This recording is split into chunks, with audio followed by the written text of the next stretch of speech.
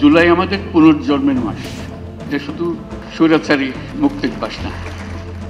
অন্তর্বর্তী সরকারের প্রধান উপদেষ্টা অধ্যাপক ডক্টর মোহাম্মদ ইউনূস বলেছেন, জুলাই আমাদের পুনর্জন্মের মাস, এটি শুধু স্বৈরাচার মুক্তির মাস নয়। এখনো আমাদের সামনে সুযোগ আছে। জুলাইয়ের শিক্ষা এখনো তাজা আছে। মাঝে মধ্যে ভয় হয় আমরা যেন এই শিক্ষা ভুলে না যাই। আজ মঙ্গলবার রাজধানীর হোটেল ইন্টারকন্টিনেন্টালে জুলাই বিপ্লবের 1 বছর পূর্তি উপলক্ষে বাংলাদেশের জাতিসংঘ মানবাধিকার মিশন আয়োজিত অনুষ্ঠানে প্রধান অতিথির বক্তব্যে তিনি এসব কথা বলেন। প্রধান উপদেষ্টা বলেন, দেশকে একেবারে নতুন করে গড়ে তুলতে হবে।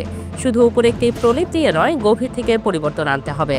আমাদের জাতির ভেতরে এমন কিছু রয়ে গেছে, যত শাস্তি দিই সেটার বীজ বোধ হয়ে রয়েই যায়। সেই বীজ থেকে মুক্তি লাগবে। তাই কাগজে কলমের সংস্কার নয়, দরকার গভীরতম সংস্কার।